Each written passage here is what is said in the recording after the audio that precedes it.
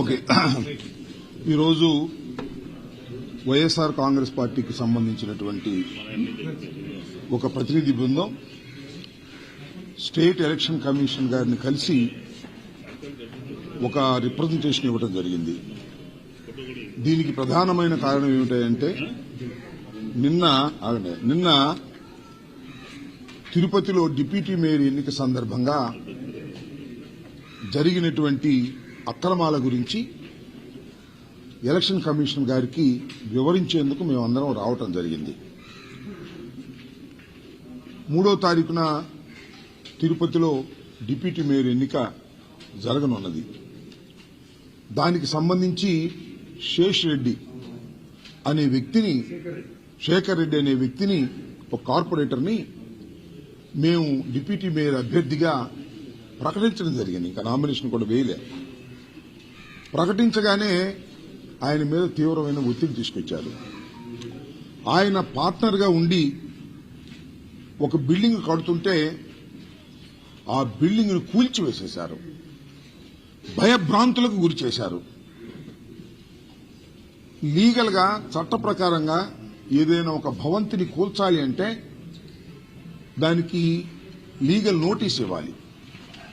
కానీ ఏ విధమైన నోటీసు లేకోకుండా దారుణంగా దుర్మార్గంగా పోలీస్ బందోబస్తును పెట్టుకుని ఆ బిల్డింగ్ ని కూల్చివేసి నువ్వు డిప్యూటీ మేయర్గా పోటీ చేయడానికి వీల్లేదని, ఇంకెవరైనా ఉంటే వారిని కూడా ఈ విధంగానే చేస్తామనేటువంటి మాట మాట్లాడుతున్నారు. శిరీష్ గారు ఎవరైతే చైర్పర్సన్ గా ఉన్నారో, మేయర్ గా ఉన్నారో, ఆమె కూడా వెళ్లి అడ్డుకోవడానికి ప్రయత్నం చేసింది. ఆమెను కూడా లెక్క చేయకోకుండా ఈ రకమైనటువంటి దారుణానికి పాల్పడుతున్నారు. నేను ఇక్కడ చెప్పదలుచుకున్నది ఏమిటంటే, చంద్రబాబు నాయుడు గారు రాజ్యసభ సభ్యుల్ని,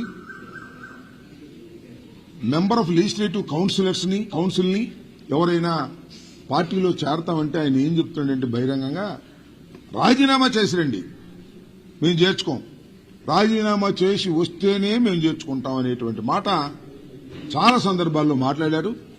అదేవిధంగా మా దగ్గర నుంచి వెళ్లిపోయినటువంటి రాజ్యసభ సభ్యుల్ని రాజీనామా చేయించి కొత్త వారికి ఇచ్చారు.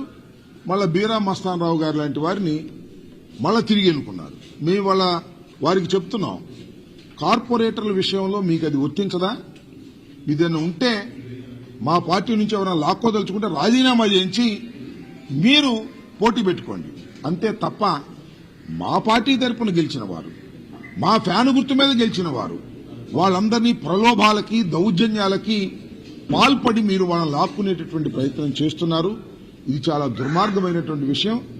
ఏదైతే నిన్న బిల్డింగ్ కూల్చారో శేఖర్ రెడ్డికి సంబంధించి, దాని మీద అవసరమైతే సుప్రీంకోర్టు కూడా వెళ్లి వారి మీద యాక్షన్ తీసుకుంటామని. రెండో అంశం ఏంటంటే, ఎవరైతే మా పార్టీలో గెలిచి అవతల పార్టీలోకి వెళ్లేటటువంటి ప్రయత్నం చేస్తున్నారో, ఒకళ్ళిద్దరు ఎవరైనా అలా చేసినా కూడా వారి మీద విప్ ఇష్యూ చేసి వారి మీద డిస్క్వాలిఫికేషన్ కావాల్సినటువంటి పరిస్థితులు కూడా తీసుకొస్తామని, దాని మీద అవసరమైతే న్యాయస్థానాలను ఆశ్రయిస్తామని కూడా ఈ సందర్భంగా చెప్పదలుచుకున్నాం. ఎవరైతే అక్కడ కలెక్టర్ గాని కమిషనర్ గాని ఎవరైతే ఉన్నారో వారు ఆల్రెడీ తెలుగుదేశం గుప్పెట్లోకి వెళ్లిపోయి ఈ ఎన్నికలను వన్ సైడెడ్ గా చేసుకోవాలనేటువంటి ప్రయత్నం చేస్తున్నారు. కాబట్టి వారిని విధుల నుంచి తప్పించి సిన్సియర్ గా ఉండేటటువంటి అధికారులను వేయవలసిందిగా కూడా మేము ఎలక్షన్ కమిషన్ వారిని కోరటం జరిగింది. వారి యాక్షన్ మేరకు ఏం చేస్తారని ఎదురు చూస్తున్నాం. న్యాయం జరుగుతుందని భావిస్తున్నాం.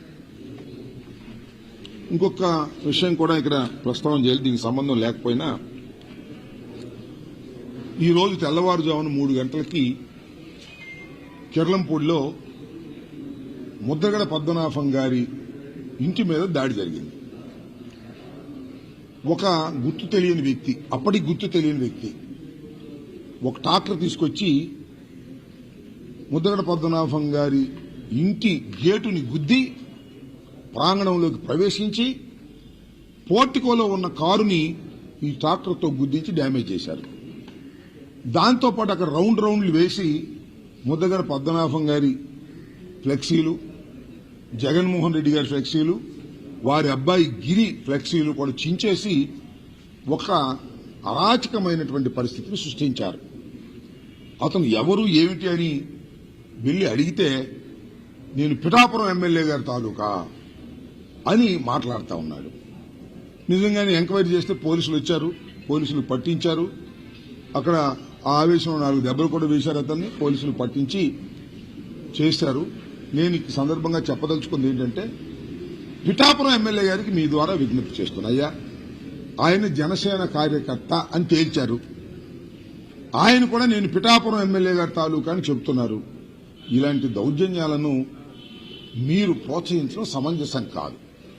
కాబట్టి తక్షణమే పిఠాపురం ఎమ్మెల్యే గారు, డిప్యూటీ సీఎం గారు, జనసేన అధ్యక్షులు తక్షణమే దీని మీద స్పందించాలా.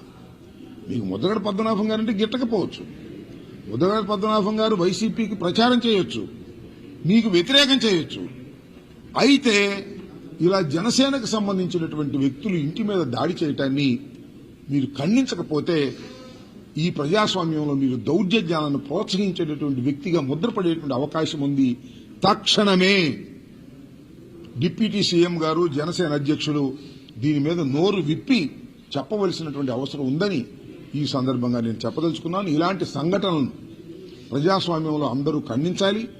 నివాసాల మీదకి వెళ్లి దాడులు చేసేటటువంటి పరిస్థితి ఇవాళ మీరు కల్పిస్తున్నారు. దీనికి కూటమి ప్రభుత్వం బాధ్యత వహించవలసిన అవసరం ఉంటుందని, ఎవరైతే దాడికి పాల్పడ్డారో వారి మీద పోలీసు వారు కఠినమైన చర్యలు తీసుకోవాల్సిందిగా కూడా ఈ నూతనంగా వచ్చినటువంటి డీజీపీ గారికి కూడా నేను మీ ద్వారా